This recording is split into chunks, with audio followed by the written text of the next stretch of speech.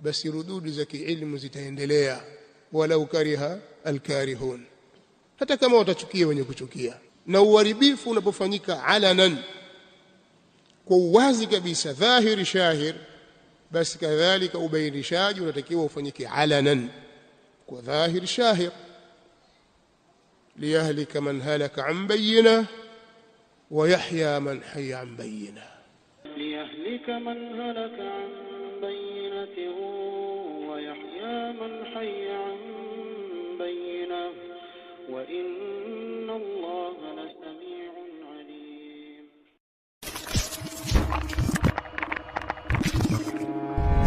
Ukiangalia media zinazotembea hautakuta studio ambayo inaongea maneno ya kuwasaidia wa mujahidini. Utawakuta wadogo sana. So naona kuna mahitaji ya kufafanulia watu makhawariji ni kina nani biidhnillahi taala. Man humul khawariji haqqan, makhawariji ni kina nani?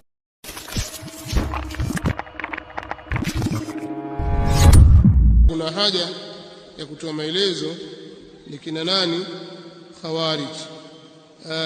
الإمام ابن عبد البر الأندلسي رحمه الله تعالى alipokuwa akielezea khawarij akasema hum qaumun istahallu bima ta'awwalu min kitabillahi azza wa jalla dimaa almuslimin. Katika kitabu chake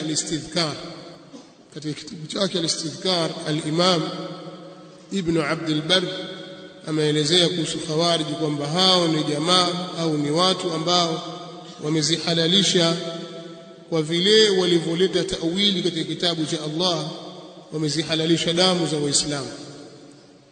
Wao wanaona Waislamu wenzao damu zao ni halali, wakaffaruhum bidhunub, na wakawakufurisha kwa madhambi fulani. Kufanya dhambi fulani mnafiki, fulani kafir, fulani murtad.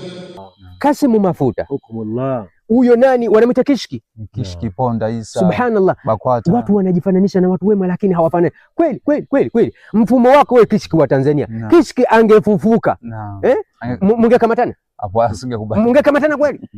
Hapana, anamwiga tu kwenye sauti, lakini mifumo. Kishki yule alikuwa Muislamu, anta murtad wewe, kwa sababu unafuata mataghuti asliyuna wa murtadun. Angalia Fauzan lanatullahi alayhi.